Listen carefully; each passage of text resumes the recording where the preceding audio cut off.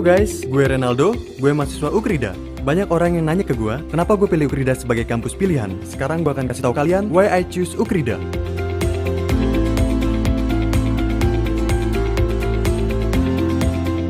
Kampus utama Ukrida, lokasinya super strategis. Akses menuju kampus juga banyak banget.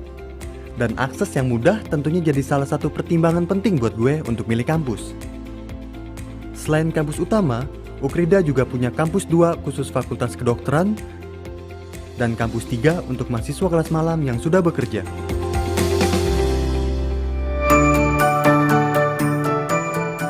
Sebagai mahasiswa Ukrida, kita tidak hanya dibekali ilmu akademis saja, tapi kita juga dipersiapkan untuk menjadi leader melalui kegiatan software. That's why banyak sekali lulusan Ukrida di luar sana yang sukses dan menjadi pemimpin.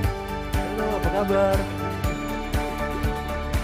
Di Ukrida, kita diajak untuk menggali potensi diri melalui fakultas-fakultasnya. Mulai dari Fakultas Kedokteran dan Ilmu Kesehatan,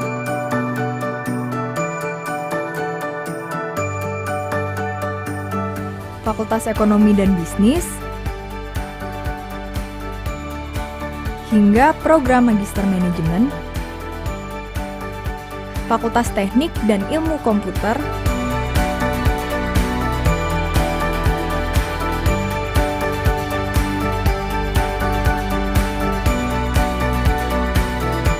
Fakultas Psikologi,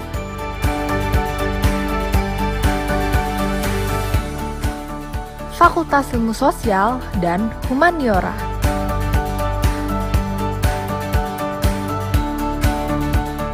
Di Ukrida, semua fakultasnya pun sudah terakreditasi dengan baik, sangat baik, dan bahkan unggul. Jadi kalian bisa memilih sesuai dengan minat kalian.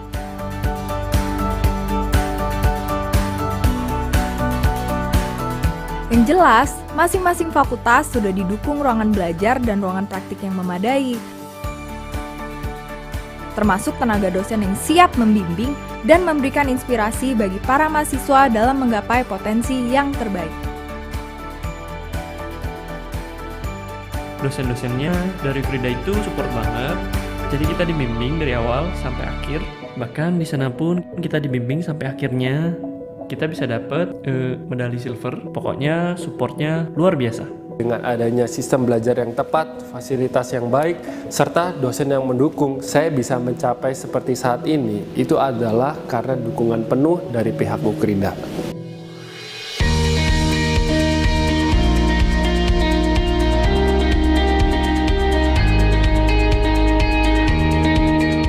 Selain kegiatan akademik, Ukrida juga punya Ukrida Science Center, Ukrida TV, serta beberapa unit kegiatan mahasiswa lainnya yang bisa jadi wadah para mahasiswa memacu pola pikir inovatif untuk bisa selangkah lebih maju sekaligus mengasah soft skill di luar jurusan mereka. Di sini kita memiliki fasilitas penunjang seperti perpustakaan, ruang konseling,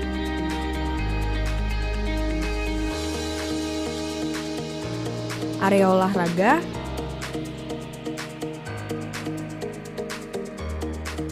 gym room, auditorium, dan fasilitas umum lainnya.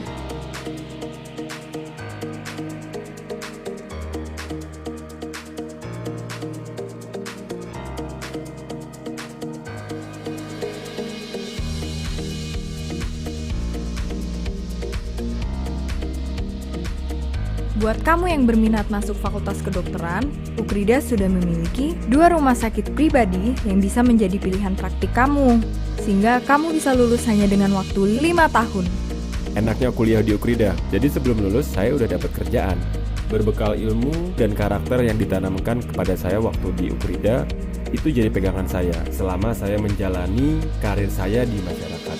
Sampai hari ini, saya menjadi Senior General Manager di usia 42. Di mana hal itu sebenarnya kalau di perusahaan Jepang itu sebuah rekor baru. Ya, semua itu berkat ilmu yang saya dapat dari Ukrida. So, gimana guys? Seru kan kuliah di Ukrida? Join sekarang dan temukan potensi terbaikmu. Bersama Ukrida, kita jadi pemimpin muda.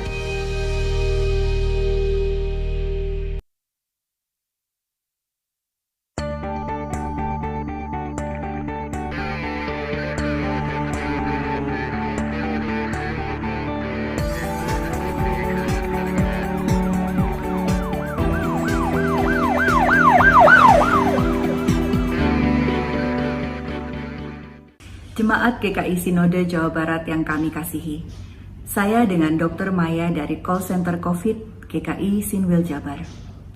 Saat ini kita sedang menghadapi gelombang kedua COVID-19 dengan rekor tertinggi kasus baru harian selama pandemi. Kami menghimbau kepada jemaat sekalian untuk tidak panik. Jika melakukan kontak erat dengan orang terkonfirmasi COVID atau mengalami gejala-gejala COVID seperti demam, batuk, sakit tenggorokan, kehilangan daya cium, segera melakukan testing. Jika hasilnya positif, laporkan diri ke Satgas COVID atau puskesmas setempat. Dengan penuhnya hampir semua rumah sakit rujukan COVID, kami menyarankan agar pasien tanpa gejala dan gejala ringan untuk melakukan isolasi mandiri di rumah.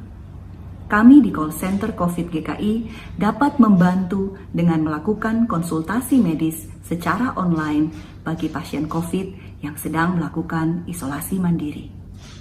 Alat-alat yang perlu disediakan di rumah adalah alat pengukur suhu atau termometer, alat pengukur saturasi oksigen atau oximeter, dan saat melakukan isolasi mandiri, tetaplah berada di rumah. Berusahalah tetap optimis, gunakan kamar yang terpisah dengan ventilasi yang baik, semua peralatan makan dan mandi pastikan terpisah, selalu menjaga jarak dengan anggota keluarga yang negatif, selalu memakai masker, mengkonsumsi makanan bergizi, dan istirahat yang cukup.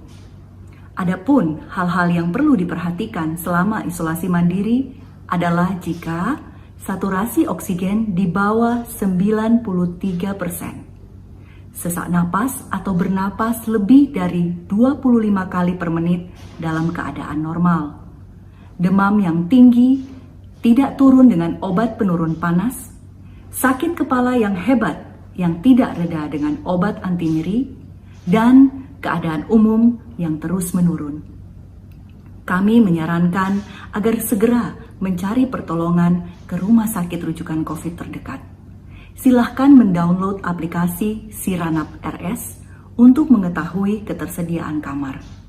Di tengah-tengah keadaan yang semakin memprihatinkan, mari kita tetap tenang. Jika ada jemaat yang terpapar COVID-19, jika dapat isolasi mandiri, lebih baik isolasi mandiri dulu di rumah. Jika memang harus dirawat di rumah sakit, maka bisa segera dibawa ke rumah sakit. Tapi mari sama-sama juga memahami situasi di mana saat ini rumah sakit juga mengalami banyak tekanan-tekanan. Karena begitu banyak pasien yang membutuhkan perawatan. Sehingga saat kita mengantri, kita pun mengingat dan berupaya untuk memahami bahwa mereka juga berada dalam situasi yang sulit. Gereja-gereja dihimbau juga untuk bisa membantu dengan cara misalnya majelis jemaat memfasilitasi pengumpulan tabung-tabung oksigen bagi jemaat atau simpatisan yang membutuhkan. Bisa mengumpulkannya dan secara tersentralisasi mengatur untuk mereka yang membutuhkan. Majelis jemaat juga bisa menyediakan paket-paket obat yang dibutuhkan untuk mereka yang sedang isolasi mandiri. Itu sudah tertera juga dalam surat yang dikirimkan oleh BPMSW kepada majelis jemaat. Dan juga mari bersama-sama dalam hal ini BPMSW mengajak klinik-klinik yang ada di bawah YGKI dan juga klinik-klinik yang ada di bawah majelis jemaat untuk bersama-sama memandu secara online jemaat yang membutuhkan panduan saat isolasi mandiri. Dan ini bisa dilakukan dalam koordinasi dengan Call Center COVID-19 GKI Sinwil Jabar. Akhir kata, Bapak Ibu, Saudara-saudara, mari bersama-sama di tengah-tengah situasi yang sulit ini kita mengingat Galatia pasal 6 ayatnya yang kedua, bertolong-tolonganlah menanggung bebanmu, demikianlah kamu memenuhi hukum Kristus. Mari di tengah situasi yang berat ini kita bersama-sama saling menopang sebagai satu tubuh Kristus. Kita bersama-sama melakukan apa yang kita bisa sehingga di tengah-tengah situasi ini kita dapat memulihkan satu dengan yang lain dan kita bisa menjadi berkat satu dengan yang lain. Jangan berputus asa, jangan khawatir berlebihan, tapi mari saling menopang, saling menolong, saling mendorong satu dengan yang lain. Tuhan menolong kita.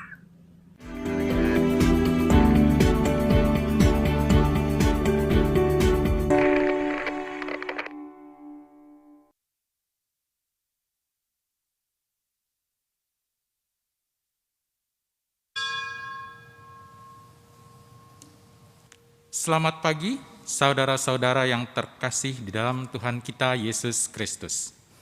Sebelum kebaktian kita mulai, kami mohon perhatian jemaat untuk beberapa warta lisan sebagai berikut. Hari ini, Minggu tanggal 4 Juli 2021, pelayan firman Tuhan pada kebaktian online ini akan dilayankan oleh Pendeta Cipto Martalu Sapangi dari GKI Puri Indah. Di dalam kebaktian ini akan dilayankan perjamuan kudus online. Majelis Jemaat GKI Puri Indah mengundang Bapak, Ibu, saudara-saudari yang telah mengaku percaya atau telah dibaptis dewasa untuk mengikutinya. Mari Bapak dan Ibu yang berdomisili di wilayah 1 bergabung dalam persekutuan wilayah 1 yang akan diadakan pada hari Rabu tanggal 7 Juli 2021 pukul 19.30 dengan tema Cukup untukmu, tidak cukup untukku. Akan dilayankan oleh Saudari Angelia Frederika Sihombing, Sarjana Sains Teologi. Acaranya saling sapa, pujian, firman, dan games. Zoom untuk mengikuti persekutuan wilayah 1 bulan Juli adalah meeting ID 844-9442-328 dengan passcode POE. Kemudian bidang Kespel bekerja sama dengan Puskesmas Kembangan Utara akan menyelenggarakan vaksinasi COVID-19 Sinovac pada tanggal 5-9 Juli 2021 di gedung GKI Puri Indah. Bagi jemaat atau simpatisan yang bersedia untuk menjadi volunteer dalam acara tersebut dapat menghubungi Penatua Desi di nomor 083 872 92 0124. Mohon dukungan dan doanya agar program ini dapat berjalan dengan lancar. Sekian warta lisan hari ini. Sebelum kita memulai ibadah, marilah kita bersaat teduh di dalam doa pribadi.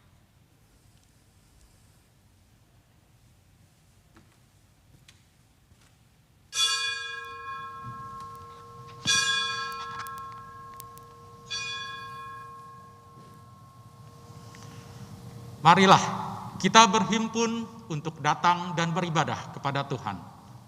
Dengan segenap hati, kita awali ibadah kita dengan menyanyikan NKB 6 ayat 1-2, patut segenap yang ada.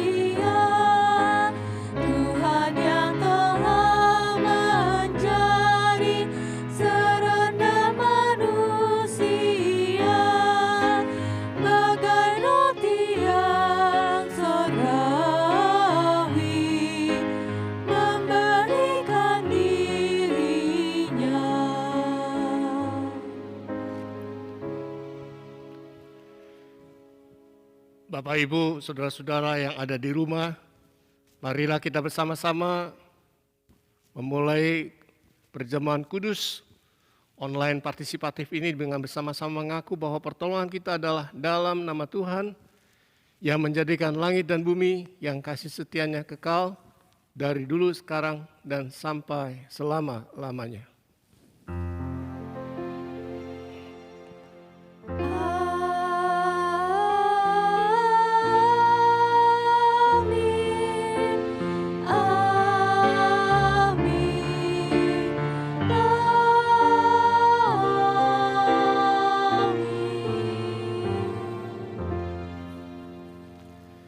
salam damai dari Allah Bapa kita dan dari Tuhan Yesus Kristus di dalam persekutuan kita dengan Roh Kudus beserta saudara sekalian. Dan beserta saudara juga. Silakan duduk. Bapak Ibu yang dikasihi Tuhan, semoga kita semua dalam keadaan baik dan sehat. Kita bersama-sama mendukung program pemerintah untuk di rumah dan mentaati proker kesehatan kita bersama, sehingga dimanapun kita berada, kita boleh tetap dipelihara dan diberkati Tuhan. Tema kita hari ini adalah siap untuk ditolak.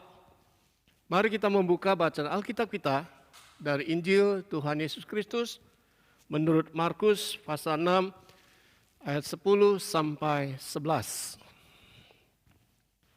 Markus pasal 6 ayat 10 sampai 11. Katanya selanjutnya kepada mereka, kalau di suatu tempat kamu sudah diterima dalam suatu rumah, tinggallah di situ sampai kamu berangkat dari tempat itu. Dan kalau ada suatu tempat yang tidak mau menerima kamu, dan kalau mereka tidak mau mendengarkan kamu, keluarlah dari situ, dan kebaskanlah debu yang di kakimu sebagai peringatan bagi mereka. Bapak Ibu saudara yang kasih Tuhan, siapapun kita dapat mengalami penolakan. Apalagi ketika kita bertugas memberitakan kebenaran Injil Kristus. Tetapi yang tidak boleh kita lupakan, pemberitaan Injil Kristus tetap harus kita lakukan. Pemberitaan Injil Kristus tidak tergantung dan tidak ditentukan oleh siapapun yang menerima ataupun menolaknya. Karena apa? Karena Allah punya banyak cara agar Injil Kristus tetap dapat menjadi kabar baik untuk banyak orang. Maka jadikanlah kasih dan pemeliharaan Allah ini agar membuat kita tetap kuat ketika kita tidak siap untuk ditolak.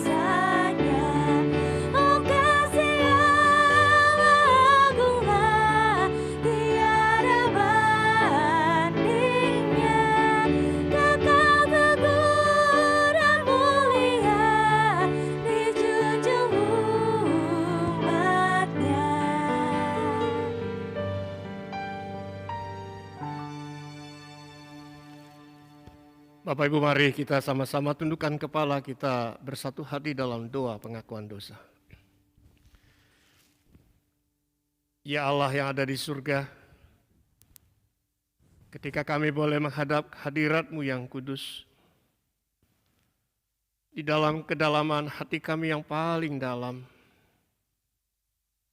ada banyak ketakutan, ada banyak kekhawatiran, ada banyak kepanikan, ada banyak kecemasan yang membuat kami menjadi tidak sukacita, yang membuat kami tidak nyaman. Ketika kami boleh diperhadapkan pada realitas COVID-19, kami tidak bisa bergerak bebas dan leluasa. Kami tidak bisa produktif, kami tidak bisa maksimal, dan kembali kami harus melakukan segala sesuatunya dari rumah dan melakukannya dengan online. Begitupun ketika kami merindukan untuk bisa tatap muka dalam ibadah, ini pun harus kami hindari demi kesehatan dan keselamatan kami bersama. Di dalam kegundah gulanaan itu ya Allah, kami diingatkan lewat pujian tadi tentang kasih Allah yang begitu agung. Oleh karena itu ya Tuhan, segarkanlah, hiburkanlah, kuatkanlah dan perbaharilah diri kami. Ketika kami boleh mengingat kasih Allah yang boleh nyata, pada saat Allah dalam Kristus Yesus mau menghampiri kami, mencari kami, dan ketika Dia boleh menjalani penderitaan dan Dia mati di kayu salib, maka Dia lakukan semata-mata agar kami tidak jatuh di dalam kebinasaan. Itu semata-mata Engkau lakukan agar kami boleh tidak merasa seorang diri. Itu Dia lakukan agar kami siap untuk ditolak. Ketika kami memberitakan tentang kebenaran firman-Mu, ketika kami menjalani hidup yang banyak sekali pergumulan dan persoalan, tapi dengan mengingat karya pengorbanan-Mu di kayu salib, kami mau menghidupi iman kami kepada Kristus yang sudah bangkit, yang tidak pernah lelah untuk menjaga kami, yang tidak pernah bosan untuk mendampingi kami, yang tidak pernah berhenti untuk menolong kami, yang terus menyelamatkan kami. Kasihanilah kami yang adalah orang berdosa ini Allah. Di dalam nama Tuhan Yesus kami berdoa dan memohon. Amin.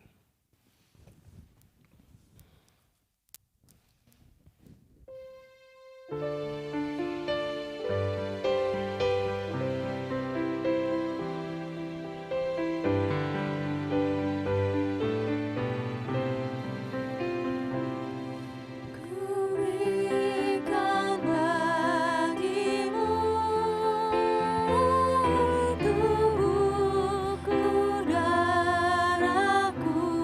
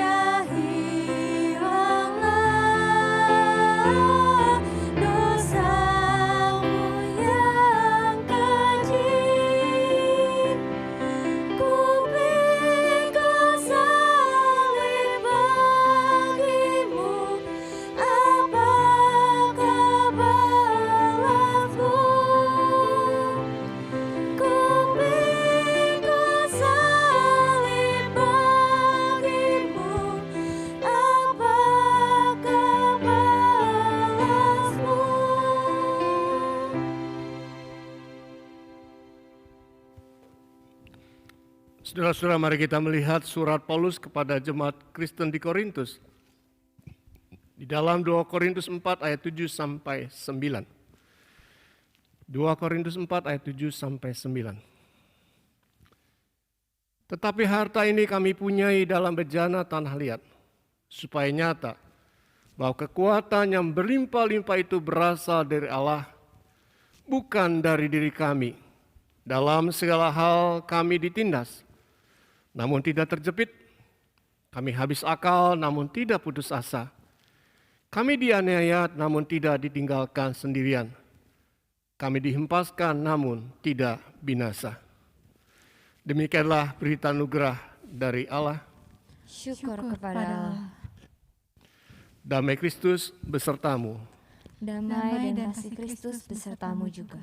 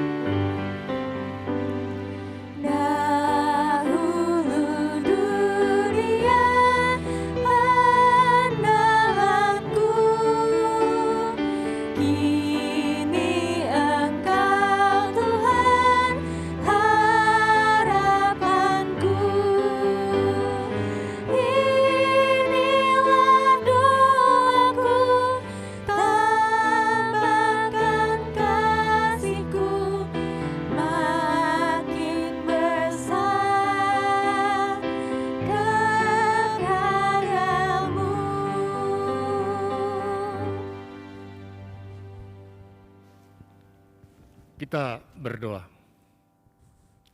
Tambahkanlah kasih-Mu kepada kami ya Allah, ketika kami boleh membaca firman-Mu, merenungkan firman-Mu, dan hendak menghidupi firman-Mu. Biarlah Engkau yang boleh banyak berbicara kepada kami, untuk mengingatkan kami, menyadarkan kami, meneguhkan kami, bahkan menyiapkan kami untuk bersama-sama menyambut perjamuan Tuhan pada kesempatan pagi ini. Berkati juga hamba-Mu yang akan menyampaikannya, Engkau yang boleh mengendalikannya, setiap apa yang dipikirkan dan hendak diucapkannya.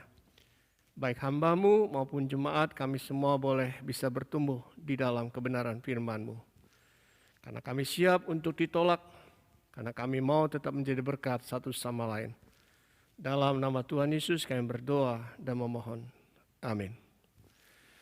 Saya undang kita semua untuk berdiri, kita bersama-sama membaca Injil Tuhan Yesus Kristus menurut Markus pasal 6 ayat 1 sampai 13. Markus pasal 6 ayat 1 sampai 13. Yesus ditolak di Nazaret. Kemudian Yesus berangkat dari situ dan tiba di tempat asalnya. Sedang murid-muridnya mengikuti dia.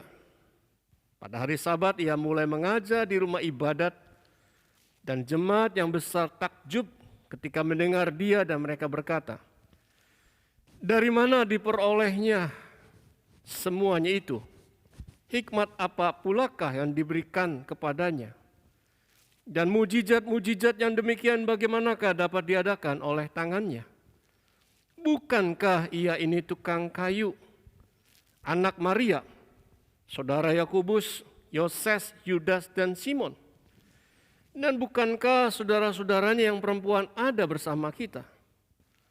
Lalu mereka kecewa dan menolak dia. Maka Yesus berkata kepada mereka, "Seorang nabi dihormati di mana-mana kecuali di tempat asalnya sendiri, di antara kaum keluarganya dan di rumahnya. Ia tidak dapat mengadakan satu mujizat pun di sana, kecuali menyembuhkan beberapa orang sakit dengan meletakkan tangannya atas mereka. Ia merasa heran atas ketidakpercayaan mereka. Lalu Yesus berjalan keliling dari desa ke desa sambil mengajar. Ia memanggil ke-12 murid itu dan mengutus mereka berdua-dua. Ia memberi mereka kuasa atas roh-roh jahat dan berpesan kepada mereka, supaya jangan membawa apa-apa dalam perjalanan mereka, kecuali tongkat, roti pun jangan, bekal pun jangan, uang dalam ikat pinggang pun jangan. Boleh memakai alas kaki, tetapi memakai 2 baju. Katanya selanjutnya pada mereka, kalau di suatu tempat kamu sudah diterima dalam suatu rumah, tinggallah di situ sampai kamu berangkat dari tempat itu. Dan kalau ada suatu tempat yang tidak mau menerima kamu, dan kalau mereka tidak mau mendengarkan kamu, keluarlah dari situ. Dan kebaskanlah debu yang di kakimu sebagai peringatan bagi mereka. Lalu pergilah mereka memberitakan bahwa orang harus bertobat. Dan mereka mengusir banyak setan. Dan mengoles banyak orang sakit dengan minyak dan menyembuhkan mereka. Demikianlah Injil Tuhan Yesus Kristus. Berbahagialah kita yang sudah membaca, mendengarkan firman Allah, dan melihara dalam kehidupannya sehari-hari. Haleluya.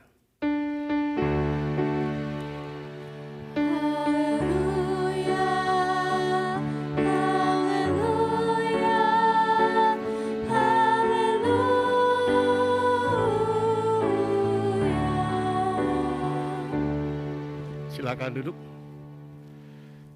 Saudara-saudara yang kasih Tuhan, menurut kita mana yang sering terjadi, yang sering kita alami? Kita ini siap untuk ditolak atau kita tidak siap untuk ditolak? Siap untuk ditolak atau kita tidak siap untuk ditolak? Kira-kira yang mana? Ya, pada umumnya kita semua pasti tidak siap untuk ditolak. Kita tidak siap untuk ditolak oleh apapun, oleh siapapun. Apalagi jika yang menolak kita adalah orang-orang yang tahu tentang masa kecil kita. Orang yang tahu tentang keluarga kita. Orang yang mengerti tentang kekuatan dan kelemahan kita, kelebihan dan kejelekan kita. Alih-alih ingin bisa jadi berkat, tetapi karena penolakan itu, maka kita menjadi batu sandungan buat yang lain. Lalu kira-kira sikap atau respon apa yang harus kita lakukan agar kita siap untuk ditolak?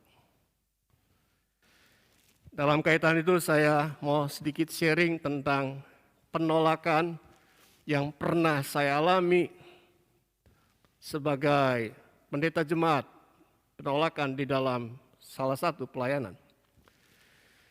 Saudara-saudara, pernah suatu siang saya pergi ke salah satu rumah anggota jemaat yang tinggalnya di dalam sebuah gang di perumahan orang-orang Betawi di Pondok Gede. Karena memang di dalam gang, maka saya ke rumah anggota jemaat itu dengan naik motor.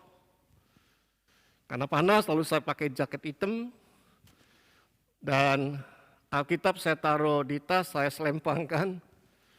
Jadi kalau orang lain melihat saya, maka tampak terlihat bahwa saya tidak seperti seorang pendeta, tapi seperti seorang sales obat. Singkat cerita, berangkatlah saya ke tempat yang dituju. Dan dari jauh pada saat sudah saya masuk gang dan hampir menghampiri rumah itu, di sana saya melihat ada seorang bapak dan anak muda yang rupanya sedang sibuk menggali tanah. Kalau dari bentuknya kelihatannya dia sedang membuat kolam untuk ikan lele. Saat keduanya melihat dan mendengar suara motor yang masuk dalam pekarangan rumah, mata mereka beradu pandang dengan mata saya yang tertutup di dalam helm. Motor saya hentikan dan saya parkirkan di samping teras rumah. Begitu saya buka helm, mata saya beradu pandang dengan bapak itu, maka spontan bapak itu berteriak memanggil istrinya. "Nyak, tuh ada sales Pocari Sweat." Ya memang tahun 90-an saat itu Pocari Sweat sedang booming. "Tolong Nyak ladeni dulu. Gua dan Benji lagi tanggung nih." Tidak lama kemudian ibu atau istrinya keluar. Dan ketika dia melihat saya, dia begitu kaget dan cepat-cepat dia berkata, "Babe ini asal nyebut saja. Ini kan Pak Cipto, pendeta GKI Hankam Pondok Gede. Dia bukan sales Pocari. Makanya kalau minggu ke gereja jangan ngurusin kolam empang ikan lele saja." Yang ditegur itu saudara-saudara menyeringai, malu dan menatap saya lalu meminta maaf. Cepat-cepat saya menyapa balik. "Nggak apa-apa Be, nggak usah dipikir, yuk kita ngobrol di dalam karena di luar panas." Dan akhirnya kami masuk ke dalam rumah sambil tertawa lepas. Saudara-saudara yang kasih Tuhan, ini adalah salah satu contoh penolakan yang halus dari jemaat yang pernah saya layani ketika saya menjadi pendeta di GKI Hankam Pondok Gede. Untung saja istri dari Babe Sairin ini mengenali saya. Bayangkan saja kalau si Ibu Sairin ini tidak mengenali saya, maka saya akan pulang dengan perasaan sedih dan kecewa karena ditolak. Sekalipun saya adalah pendeta, tapi tetap bahwa saya tidak siap untuk ditolak. Apalagi yang menolak adalah jemaat yang saya layani. Beda halnya dengan Tuhan Yesus. Yesus yang ditolak oleh orang-orang Nazaret dalam bacaan Markus pasal 6 ayat 1-13. Tetapi justru dia siap untuk ditolak. Pertanyaan kita, mengapa Yesus siap untuk ditolak? Dan kalau kita perhatikan seperti apakah kota Nazaret itu sehingga mereka menolak Yesus. Dan bagaimana agar kita juga siap untuk ditolak seperti Tuhan Yesus. Bapak Ibu saudara-saudara yang kasih Tuhan, jikalau kita berbicara tentang kota Nazaret, ada dua hal yang bisa kita ketahui bersama. Yang pertama, Nazaret di sini adalah tempat tinggal dari suku Yehuda dan langsung dari keturunan Daud. Yang menarik adalah ketika mereka keluar dari tempat pembuangan Babilonia, maka justru mereka di sana lebih tertarik untuk tinggal di kota Nazaret daripada mereka menetap di Bethlehem ataupun kota Yerusalem. Di kota Nazaret inilah maka mereka mengajarkan anak-anaknya untuk bisa berbahasa Aram. Di kota Nazaret inilah mereka mendidik keluarganya di dalam tradisi Yahudian dan juga hukum Taurat. Dan yang kedua, Nazaret di zaman Yesus adalah kota pertanian yang kecil dengan jumlah penduduk sekitar 300 orang. Letaknya di atas bukit dan jauh dari jalur perdagangan utama. Kota ini terpencil dan tidak populer. Dari sisi sosial ekonomi, maka Nazaret bukan daerah yang istimewa. Jadi melihat kondisi kota Nazaret, maka di sini kita bisa mengerti bahwa kota ini memiliki kehidupan sosial kekeluargaan yang begitu baik, yang bisa saling mengenal, yang bisa tahu, oh ini kecilnya siapa, nanti besarnya bagaimana, keluarganya seperti apa, pekerjaannya apa, dan sebagainya. Karena memang kuat di dalam kekeluargaan itu, pada saat mereka melihat dan menjumpai Yesus, sebagai pribadi yang berbeda, yang lain daripada biasanya.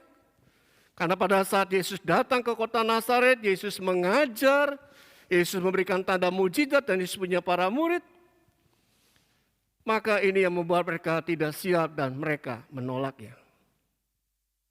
Ada dua hal yang menjadi penolakan mereka dari Yesus. Yang pertama adalah mereka menolak kuasa yang dimiliki oleh Yesus. Mari kita buka Markus pasal 6 ayat 2. Saya akan bacakan Markus pasal 6 ayat 2. Pada hari Sabat Yesus mulai mengajar di rumah ibadat dan jemaat yang besar takjub. Ketika mendengar dia dan mereka berkata, dari manakah diperolehnya semua itu? Hikmat apa pula yang diberikan kepadanya dan mujizat-mujizat yang demikian bagaimanakah dapat diadakan oleh tangannya? Saudara-saudara, ayat ini mempunyai arti yang kontradiktif. Yang berlawanan satu sama lain. Di satu pihak kita melihat bahwa mereka begitu takjub.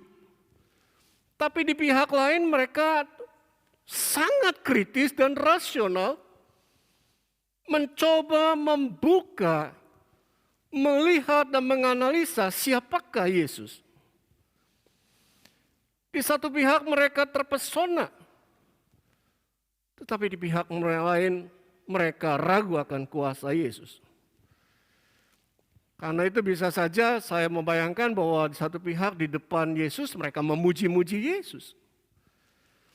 Tapi di belakang Yesus mereka membenci, menjelek-jelekan Yesus. Sesuatu yang sangat kontradiktif. Sikap mereka kepada Yesus. Sebagai analogi saya teringat pada presiden kita Jokowi. Yang di satu pihak banyak orang memuji-muji segala prestasi kerjanya sebagai Presiden Republik Indonesia. Tetapi di pihak lain banyak orang juga yang tidak pernah berhenti dan menghujatnya. Sehingga untuk beberapa waktu kita mengenal ada istilah kecebong dan kampret. Saudara-saudara, mengapa orang-orang Nazaret menolak kuasa Yesus? Karena mereka menilai bahwa Yesus tidak mempunyai jalur pendidikan yang khusus. Yesus adalah orang biasa, pekerja biasa, anak tukang kayu. Jadi tidak mungkin Yesus punya otoritas kuasa di dalam ajarannya, di dalam mujizat-mujizatnya. Mereka tidak percaya bahwa Yesus adalah anak Allah. Yang kedua, mereka menolak status keluarga Yesus. Di dalam tradisi Yahudi saat itu, maka orang Yahudi kuno menyebut sebuah keturunan, maka mereka tidak menyebut nama mereka sendiri, tetapi mereka memakai nama ayahnya. Misalkan Yakub anak Ishak, bukan Yakub anak Ribka. Jadi kalau seandainya kita tahu bahwa Yusuf, ayah Yesus sudah mati, maka logikanya orang Nazaret juga harusnya menyebut Yesus anak Yusuf, bukan Yesus anak Maria. Apa artinya kalau mereka menyebut Yesus anak Maria? Artinya bahwa mereka sedang memandang rendah status keluarga Yesus. Mereka sedang mempertanyakan tentang garis keturunan Yesus yang tidak jelas dari Maria. Seolah-olah sebutan itu mau melecehkan dan tidak menghargai tentang Yesus dan keluarganya. Yesus ditolak karena status keluarganya. Lalu apa yang menarik dari narasi penolakan Yesus ini? Yang menarik, Bapak Ibu, Saudara-saudara, di sini kita melihat bahwa Yesus betul-betul siap ketika ditolak oleh orang-orang yang mengenalnya sejak kecil. Yesus betul-betul siap ketika dia ditolak oleh orang-orang yang pernah bermain dengan dia, bekerja sama dengan dia. Yesus betul-betul siap ditolak oleh orang-orang yang dulunya dibangga-banggakan, dulunya kenal baik dengan orang tuanya. Kesiapan itu diekspresikannya dalam pernyataannya. Seorang nabi dihormati di mana-mana, kecuali di tempat asalnya sendiri, di antara kaum keluarganya dan rumahnya. Pernyataannya bukan pernyataannya hopeless, bukan pernyataan yang tidak ada harapan, tapi pernyataan tentang kesiapannya. Yesus sadar bahwa status sosial keluarganya dan kuasa yang dimilikinya tidak bisa diterima oleh mereka karena mereka tidak percaya bahwa Yesus adalah anak Allah. Tetapi itu tidak membuat Yesus berhenti bekerja untuk memberitakan kabar keselamatan. Sehingga dari realitas penolakan inilah, maka Yesus mengingatkan, menasihati kepada ke-12 murid yang diutus pergi berdua-berdua untuk memberitakan kerajaan Allah. Bahwa yang namanya penerimaan dan penolakan adalah fakta. Penerimaan dan penolakan adalah sebuah konsekuensi. Penerimaan dan penolakan adalah sebuah akibat ketika mereka memberitakan Injil Kristus. Jadi jika ada yang menerima, mereka tinggallah di sana. Tetapi jika ada yang menolak mereka, tidak menerima mereka, kebaskanlah debu di kakinya. Debu di kakimu, apa artinya? Ini mau mengatakan bahwa pemberitaan Injil Kristus harus terus dijalankan. Pemberitaan Injil Kristus tidak ditentukan dari siapapun yang menerima atau menolaknya, karena Allah berkuasa untuk meneruskan kabar keselamatan agar banyak orang mengalami perjumpaan dan mengalami keselamatan. Tugas mereka adalah memberitakan kebenaran kerajaan Allah. Dan Allah akan menumbuhkan dan menyuburkannya. Oleh karena itu mereka harus siap ditolak. Jangan mundur, jangan putus asa, jangan takut, jangan khawatir. Tapi mereka diingatkan untuk tetap percaya, bahkan mereka harus ingat bahwa Allah memelihara dan mencukupi mereka. Kasih dan pemeliharaan Allah tidak akan pernah habis-habisnya akan Allah berikan buat mereka yang akan diutusnya. Karena itu di sini disebutkan bahwa mereka tidak perlu membawa roti, bekal, dan uang. Cukup bawa tongkat, alas kaki, dan baju yang dipakai. Kalau Allah yang sudah menyediakan, maka Allah akan memeliharanya. Kalau Allah yang sudah mengutus, maka Allah yang akan mencukupinya. Dan jika hari ini kita bersama-sama hendak merayakan sakramen perjamuan kudus, saudara-saudara kita semua diingatkan kembali. Siapapun kita, bagaimanapun kita, saat ini kita merasa tidak nyaman. Ketidaknyamanan karena bahaya COVID-19. Ketidaknyamanan karena PPKM darurat, pemberlakuan pembatasan kegiatan masyarakat dari tanggal 3 sampai 20 Juli, Jawa sampai Bali. Ketika kita tidak nyaman, kita bersyukur bahwa saat ini bahwa Anda dan saya, kita semua diundang untuk ikut dalam perjamuan kudus. Perjamuan kudus adalah sebuah bentuk konkret tentang kasih Allah buat kita. Allah dengan kasih-Nya, Dia akan selalu hadir untuk menghibur dan menguatkan kita. Tubuhnya yang terpaku di kayu salib menggantikan tubuh kita yang berdosa. Darahnya yang tercurah keluar di sana, Allah membersihkan segala dosa-dosa kita. Kematiannya di kayu salib adalah bukti keberpihakan Allah kepada kita. Seolah-olah Allah mau berkata kepada kita, COVID-19 memang bisa membuat kita lumpuh dalam banyak hal. Tetapi COVID-19 tidak dapat melumpuhkan kuasa Allah yang sudah menyelamatkan kita. COVID-19 membuat kita takut kepada yang namanya kematian. Tetapi COVID-19 tidak bisa memisahkan kita dari kasih Allah yang sudah menyelamatkan kita dari kematian kekal. Oleh karena itu bagi siapapun kita yang tidak siap untuk ditolak, mari dua hal kita perlu lakukan. Yang pertama, mari kita belajar berespon positif seperti Yesus.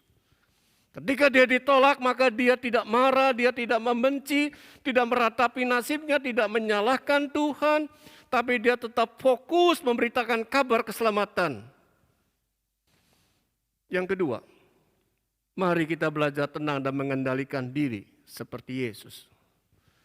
Tenang dan mengendalikan diri seperti Yesus. Yesus sekalipun ditolak, dia tetap bisa kontrol diri, dia bisa tetap mengajar dari satu desa ke desa yang lain. Bahkan Yesus memanggil dan mengutus ke-12 murid, dan para murid bisa berkarya secara positif. Kiranya Tuhan menolong, memampukan kita, kalau suatu ketika kita ditolak. Amin.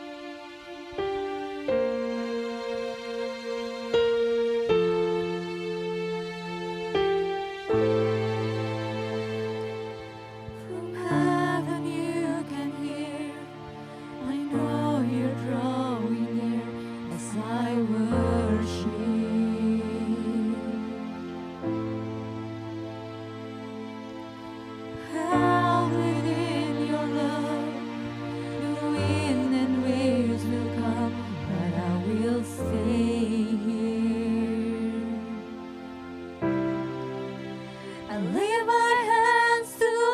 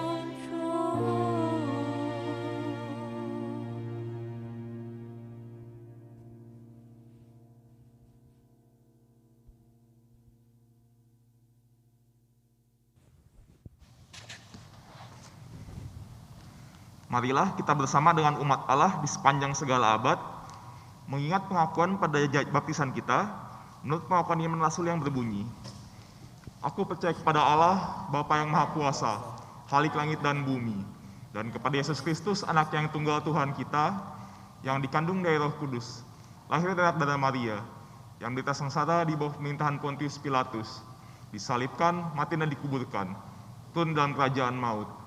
Pada hari yang ketiga, bangkit pula dari orang mati, naik ke surga, duduk di sebelah kanan Allah, Bapa yang Maha Kuasa. Dan dari sana Ia akan datang untuk menghakimi orang hidup dan mati.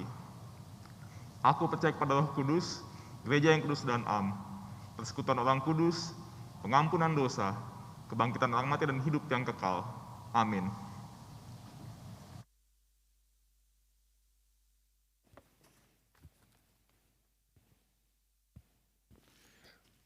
Saudara-saudara, mari kita menyatukan hati dan pikiran kita masuk dalam doa syafaat.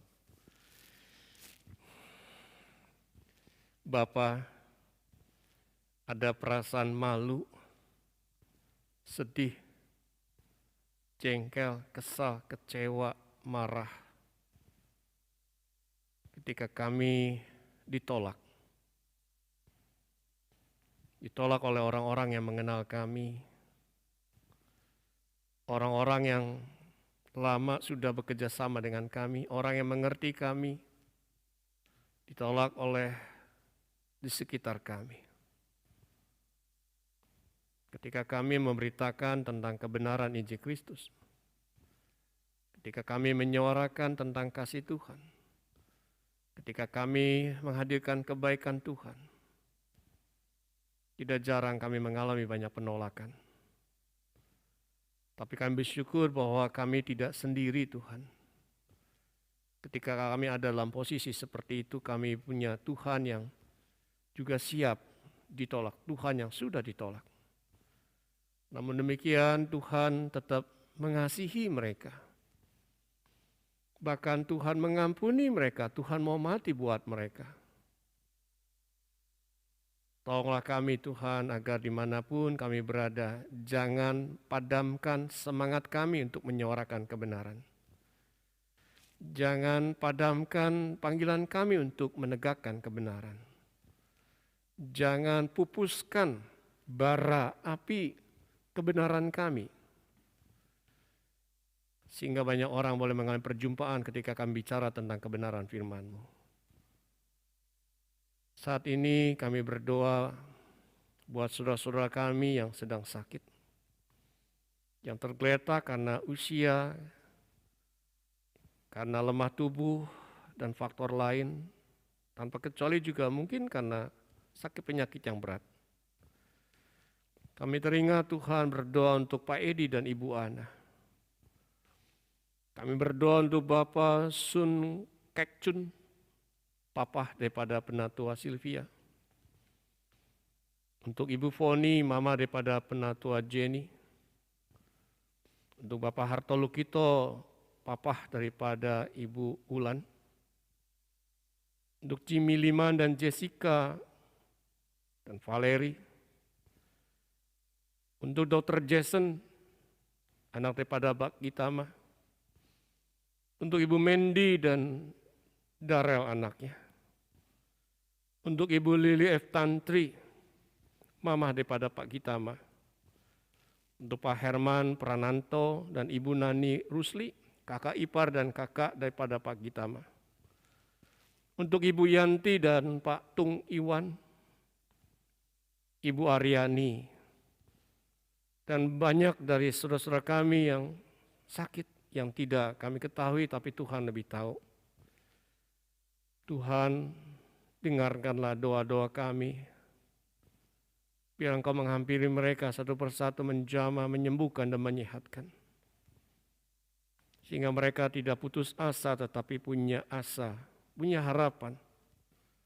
Dan Tuhan menyehatkannya. Kami juga berdoa buat orang tua kami yang lemah tubuhnya karena usia. Tuhan berkati kekasih-kekasih kami beringat untuk Bapak Budiman. Untuk Ibu Mariana Loho, Ibu Ken Heni Karman, Ibu Lim Amoy, untuk Pak Yusak dan Ibu Angela, Ibu Natalia, mama daripada Penatua Boy, Ibu Yohana, mama daripada Pak Yusuf, Ibu Luki, mama mertua daripada Penatua Ridwan, Ibu Christine, mama daripada Ibu Teni, Ibu Ina dan Pak Halim, Ibu Leli, mama daripada Pak Budi, Ibu Wiwik Sutejo, mama daripada Pak Bangun, Ibu Priyanti Sukmono, mama daripada Ibu Marina, Ibu Kustini, Pak Ali, mama daripada Ibu Erna, dan Pak Yudi. Tuhan, berkati keluarga yang bersamanya, agar dengan setia boleh merawat, melayani, mensupport, sehingga mereka tidak mengalami kesepian dan kesedihan, tetapi juga diberikan kesehatan dan semangat, dan juga bisa tetap menjadi berkat satu sama lain. Bapak, kami juga berdoa buat setiap kami yang punya pergumulan ketika kami mengalami imbas karena COVID-19. Di dalam pekerjaan, di dalam rumah tangga, di dalam kesehatan, bahkan dalam menggereja.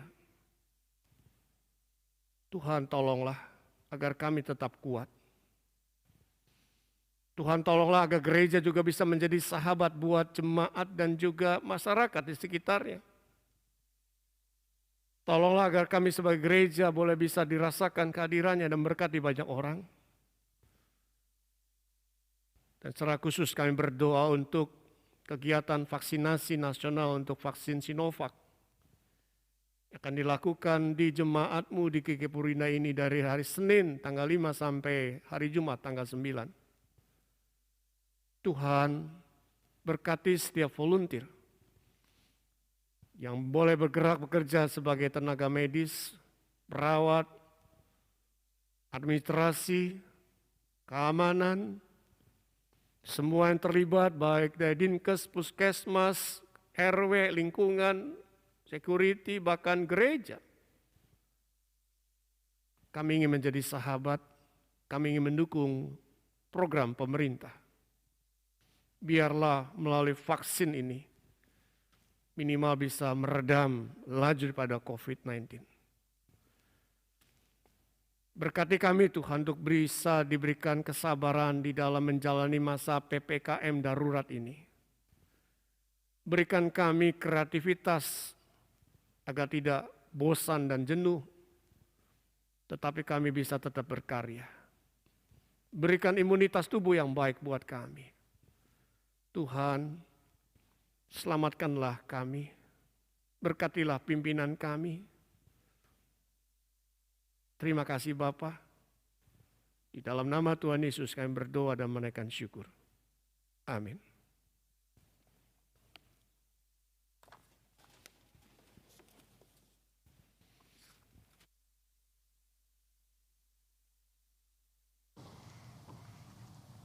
Mengingat berkat dan anugerah Allah yang nyata memelihara kita dalam kehidupan kita hari lepas hari, marilah kita mengucap syukur kepadanya dengan memberikan persembahan yang akan didasari dari 1 Tawarikh pasal 16 ayat ke-29 yang berbunyi, berilah kepada Tuhan kemuliaannya, bawalah persembahan dan masuklah menghadap Dia. Sujudlah menyembah kepada Tuhan dengan berhiaskan kekudusan. Saudara dapat menyampaikan persembahan melalui transfer ke rekening BCA nomor 221 317 1194 atau scan QRIS, atau dapat juga dimasukkan dalam amplop dan dibawa saat sudah dapat beribadah kembali di gereja secara normal.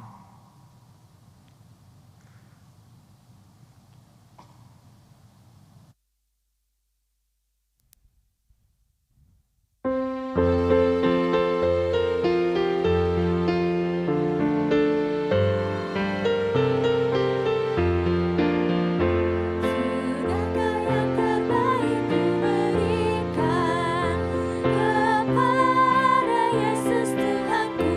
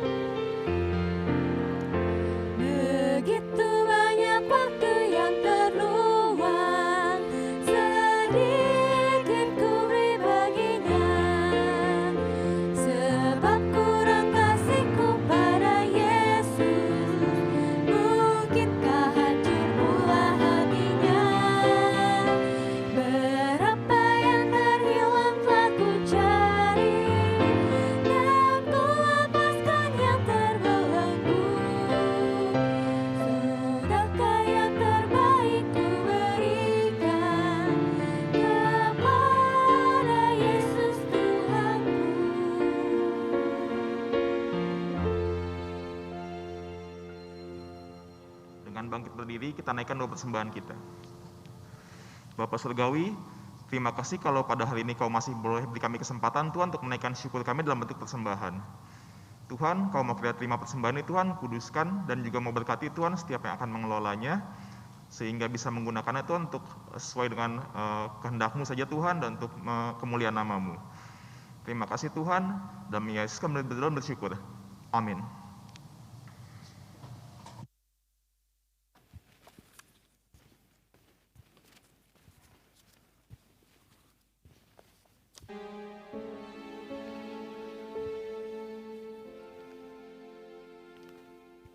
Saya undang kita semua untuk berdiri, kita akan mengakhiri ibadah kita pada pagi ini.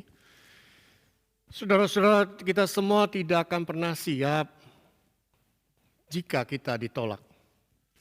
Jadi mari kita belajar dari teladan Yesus yang selalu berespon positif ketika ia ditolak. Yesus tidak marah, tidak membenci, Yesus tetap mengasihi dan mengampuni mereka.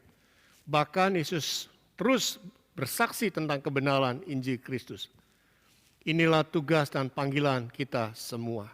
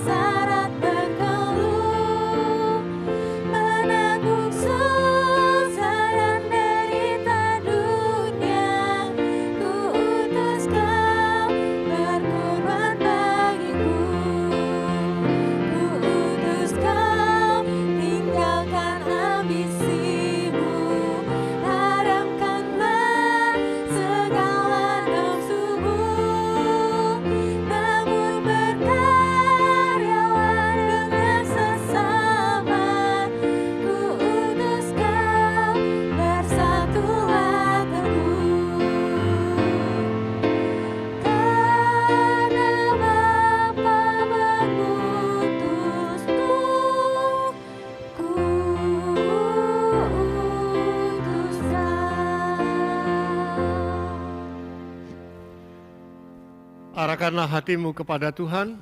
Kami mengarahkan hati kami kepada Tuhan.